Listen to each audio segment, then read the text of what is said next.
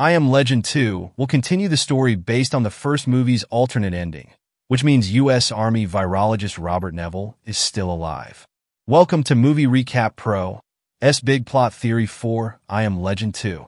Warning: everything you'll see and hear from this point on is pure speculation. The sequel will pick up where the alternate ending left off. Dr. Robert Neville will be racked with guilt before arriving in the Vermont settlement with Anna and Ethan. Dr. Neville had spent the last several years experimenting on countless Darkseekers, and this will cause him to fully abandon his research for a cure. It's revealed that when they first arrived at the survivors' camp, Neville told Anna and Ethan to keep his research a secret. By doing this, Neville hopes to keep others in their adaptive settlement from doing what he did, torturing Darkseekers in hopes of finding a cure.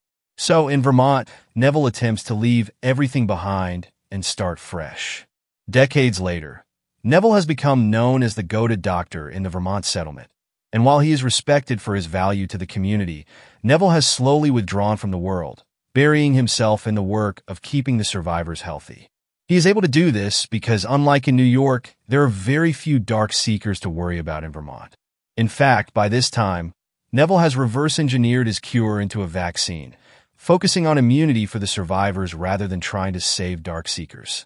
As a result, the few Darkseeker bites that do occur are non-lethal, at least for members of the Vermont settlement. And since the settlement is so remote, the few survivors who find it are also the ones resourceful enough to avoid Darkseekers.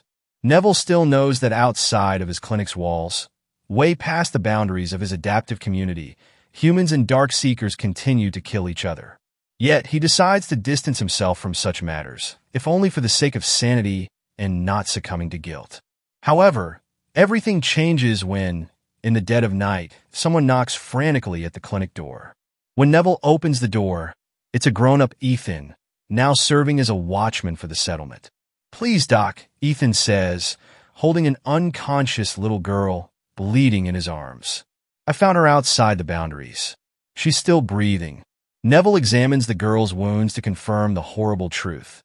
She was bitten by a Darkseeker, and since she's not from here, she will turn into a feral vampire in less than 24 hours. Ethan gathers that she must have escaped whatever or whoever killed her family. "Why did you bring her here?" Ethan asks. Neville replies, "Doc, there must be something we can do for her. She doesn't deserve to die like this." Before he can reply, Neville notices the girl wearing a butterfly-shaped pendant. Immediately, he experiences flashbacks to memories he thought were forgotten. The doomed girl reminds him not just of his daughter, but of the female Darkseeker he trapped in the first movie. "Ethan, you have to promise me one thing," Neville says. "What you're about to see will not leave this room." Ethan nods. Neville then reveals that he hasn't fully abandoned his research after all. For decades, he has repeatedly replicated his Crippen virus cure just enough to always have one fresh vial in case he'd ever need it. And that time had finally come. After Neville and Ethan put the little girl on a bed of ice, Neville injects her with the potential cure, and sure enough, she begins to recover. Her vital signs indicate that the cure had entered her system just in time to kill the infection. When she finally comes to, Neville asks the little girl for her name. Weakly, she responds, "It's Eve, sir." The incident forces Neville to confront crucial realities he's ignored for decades. That he can actually cure Darkseekers and possibly deliver the world from its current post-apocalyptic state. Having used the only remaining vial of the cure on Eve, Neville decides that it's time to leave Vermont and light up the darkness. Having earned some status in the community for her survival skills, Anna is reluctant to leave Vermont. But she knows that the people they're leaving behind can hold down the fort. Besides, they weren't going to let Neville leave the settlement alone. In secret, under the cover of night, and with Ethan carrying the still-recovering Eve, the four sneak to just outside the camp where Anna has stashed a bug-out car. Their journey to New York is mostly uneventful, save for one incident. Just as they're passing the I-91 highway in Massachusetts, the car gets a flat near an overpass. While Anna and Neville replace the tire, Ethan walks near the edge of the woods to take a leak. Unknown to them, Eve has awoken and is walking toward the overpass. When Ethan walks back, he sees Eve extending her hand to what appears to be Darkseekers hiding in the shadows. Ethan lets out a warning shot, and the Darkseekers scramble back into the dark, hissing, prompting Eve to run to the car quickly. Anna and Neville finish replacing the tire, and Anna floors it to leave the area in a hurry, wondering why Eve wouldn't be afraid of approaching Darkseekers, especially after being bitten by one. Ethan asks, "Eve, why did you do that?" And the little girl can only reply, I have no idea.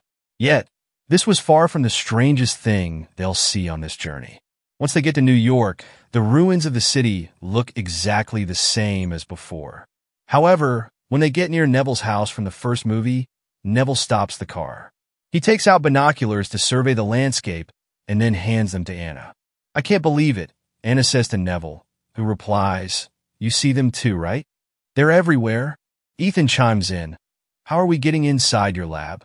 Eve sniffs the air and says, "Someone's here." Unknown to them, several cloaked figures have emerged from the ruins to silently surround the car. These Darkseekers have adapted to their weakness to sunlight by covering up, and once they open the car doors, they quickly disarm Neville, Ethan, and Anna. The strange Darkseekers then force all four of them out of the car, put hoods over their heads, and transport them to an unknown location. When their hoods are taken off, Neville, Ethan, Anna, and Eve find themselves jailed inside what used to be a police station. Before they can plan a way to escape, they notice that they're surrounded by Darkseekers outside the cells, looking at the prisoners. The Seekers whisper among themselves.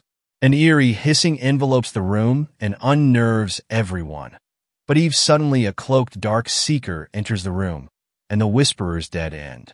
When she lowers her hood, Neville is surprised to see that it's the female Darkseeker, the last one he had experimented on in the first movie. The Darkseeker opens its mouth and makes indiscernible sounds until, finally, it says, "I know you, Neville. I am Ruth. Every single person that you or I has ever known is dead," Ruth says. "Where is your mate? The one who rescued you from me?" Neville asks.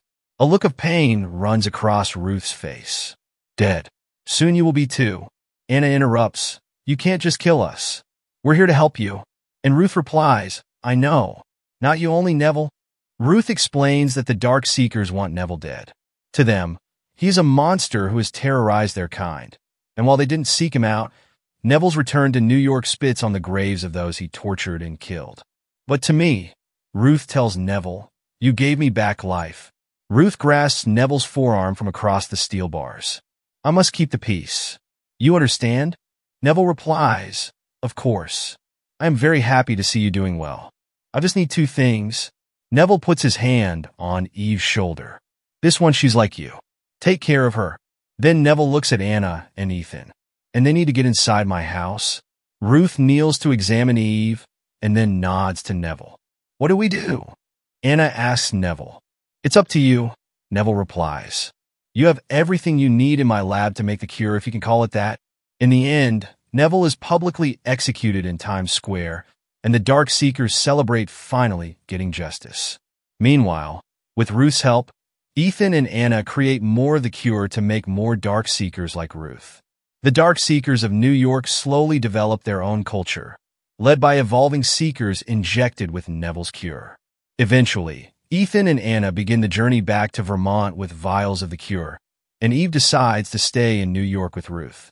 So, what do you think? Tell us your own I Am Legend 2 theories in the comments, and keep watching Movie Recap Pro